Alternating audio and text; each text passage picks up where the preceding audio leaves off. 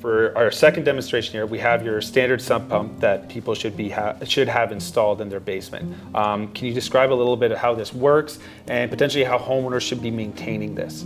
Sure. So sump pumps don't appear in every home. They're very common after about 1950 or 60, but in homes before that, you won't find them unless it's in a retrofit situation where there's been a lot of serious water put in. But if you do have one of these, you're going to see basically a cover on the floor that's a round cover. It should be sealed because you don't actually want water from the surface flowing in there. Of course. So you want to unseal this cover. Inside is essentially a bucket under the ground. So it's a bucket below your floor. What happens is around your house there's a big pipe under the ground that has holes in it, and the water from around your foundation pours into the pipe and is gravity fed into this bucket in your basement. And now that would be a weeping tile, correct? That's right. It's called a weeping tile or a drainage tile. So, or foundation drain, all kinds of names. Basically means pipes with holes that collect water. Yes. So they dump them in the basement. If there's heavy snow melt or heavy rain, you can end up with hundreds or even thousands of liters of water making its way to this bucket or sump pit in your basement. So what you need to do is make friends with your sump pump. You need to make sure it's working and it's going to be reliable. So in order to make sure that it's working, you have to make sure it hasn't seized up or hasn't clogged or anything.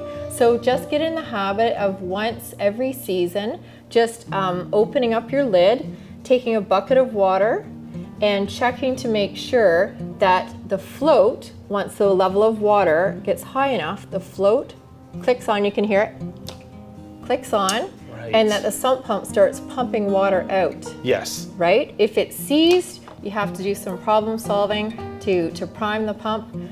If it's stopped working altogether, you're going to have to go to the hardware store, get another one, etc.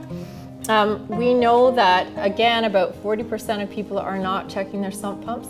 So when they go out of the house for the day, they go on vacation, and when there's a big storm or melt, they can't be guaranteed it's actually going to work.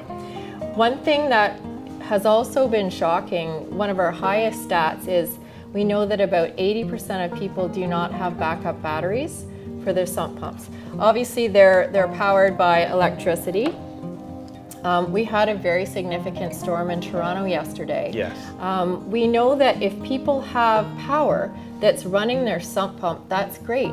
But if they want to get into the basement to check on things, sometimes you need to turn off the power to avoid risk of electrocution. Of course. So you want to have a backup battery that can kick on, that's nice and high up. It's going to be above the level of the flood, so that it can keep pulling those hundreds and hundreds of liters of water out of the basement for you.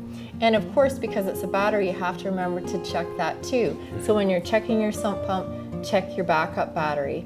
And that is the second most significant risk in your home. The next thing we're going to talk about is the most significant risk in your home, and that's risk of sewer backup, because that's sewer water.